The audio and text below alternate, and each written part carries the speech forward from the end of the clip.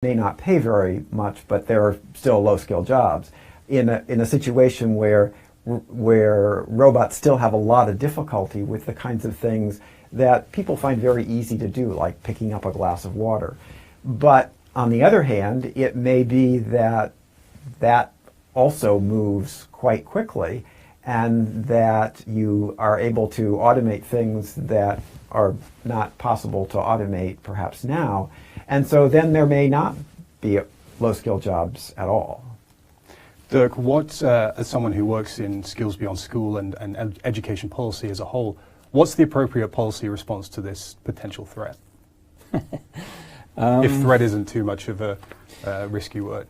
Well, make sure that everyone who leaves the system has good levels of foundation skills. It may not be enough, because computers already reach that level. But we cannot reasonably expect or realistically expect that we have all the future workers going through higher education. That's simply not the answer. So more and more education, more and more of the same is not going to be the answer. I think we need to think very carefully about the skills mix that we want to equip young people with, or people in the workplace. Because it's for me, it's in the specific combination of skills and knowledge that humans have that they will be able to make the difference. Social and emotional skills that I already mentioned. Creativity is discussed, and we have a lot of work in the OECD about creativity, critical thinking skills. So those skills which really can define the human added value to the workplace and to societies. That's a very important question for education in the future. I also think we need to make a difference between education and skills. It's not only a question that can be answered by even more education, certainly not upfront in the life course. We need to think about how we can design workplaces, how can we design social environments, how can we design also cultural environments where people constantly are challenged to develop the kind of skills that will make a difference. So it's about skills policies much more broadly than just upfront education and everyone has to go to high levels of learning. That's not going to be the answer. Thanks, Dirk. I think this is a topic that we could talk about all day, but we do have some questions from our Facebook audience. And in fact, the first one that's come up is from Rachel Linden, which actually ties into what we were just talking about. She asks, are computers any closer to being able to deal with social awareness and the interaction side of working? I guess that's for Stuart.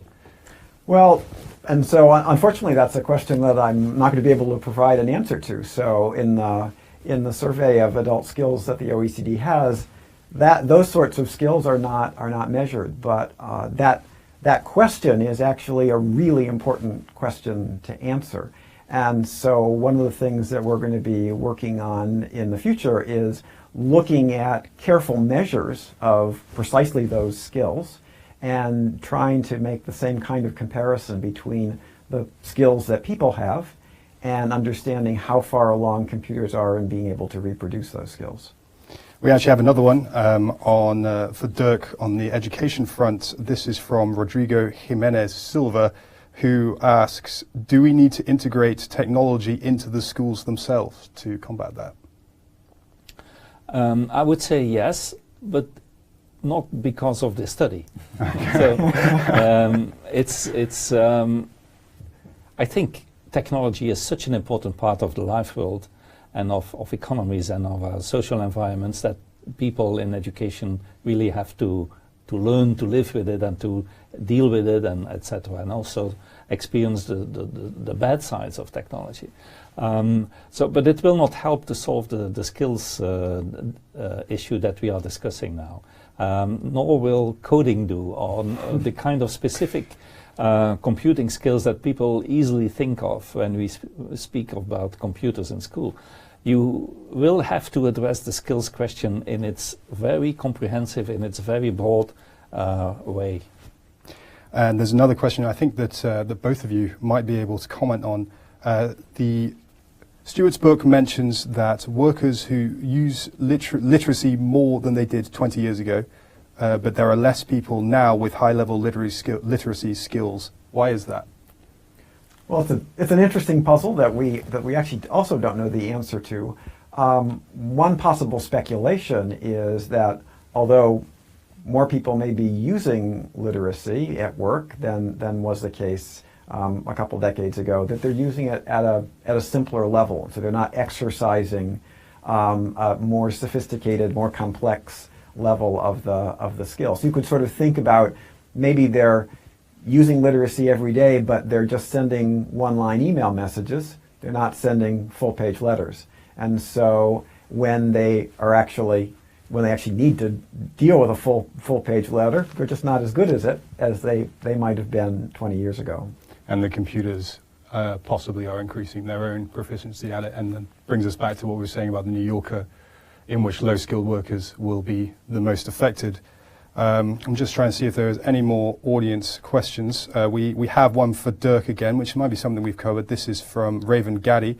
If/when, well, she's taken quite a pessimistic view of the future. If and when computers do take these jobs, what level of education should we expect from the general population? Will we need to improve education continuously to keep ahead of machines? I guess what she's saying is it going to be a cat and mouse chase? We improve the education and the machines get better, and we improve the education again and the machines get better again. Is that something that we're going to have to face?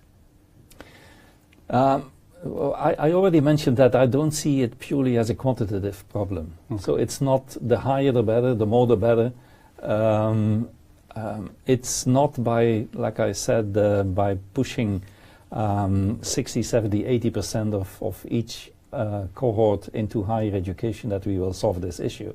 It's about the kind of skills that we equip people with in basic education, in secondary schools, in higher education. That will make the difference. In general, I think we still have to upgrade our populations. We still have to promote higher levels of educational attainment, but it's not the answer to this question.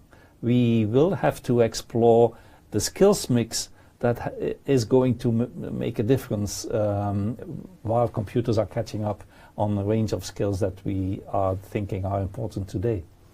I think to finish off, I wouldn't mind asking a fairly bold question to the two of you. Is the future looking bleak? Is it pessimistic? From your experience with the study, it's not necessarily worry, but do things look bleak ahead of us, I think is what I'm trying to say. Is it a dark future or is it a promising future with computers?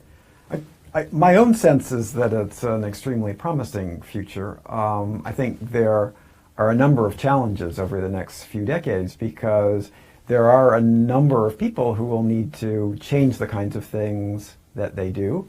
And as societies, we need to figure out how to help them make those changes. And change is always difficult. But the promise, if we're able to successfully work through those changes, is a society where people have much more opportunity to do interesting things, whether that's actually in the context of work or in the context of things outside of work. And the technology is enormously powerful and can allow us to construct that society as we sort of figure out the problems that we need to do in order to get to that point. So I would lean on the optimistic side, but while recognizing that there are indeed serious challenges. Dirk, do you share Stuart's optimism? I share Stuart's optimism. Last weekend I was driving through the French countryside and I passed along a canal which was digged by people in the 16th century or 17th century by shovel and hand, manual labor, which no one would think of doing today.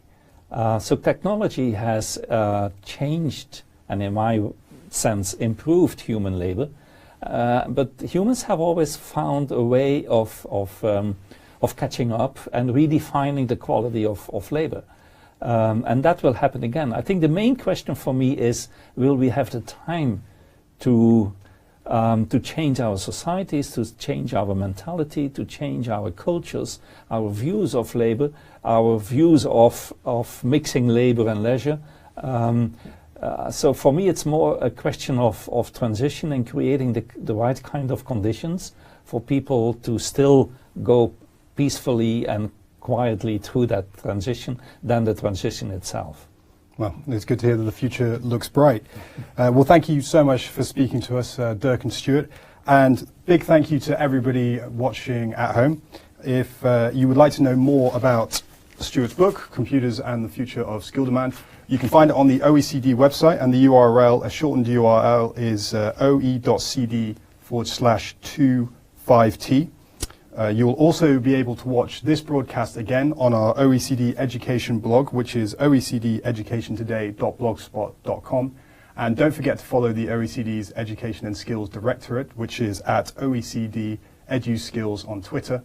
And thank you again, guys, and thank you to everyone. Goodbye.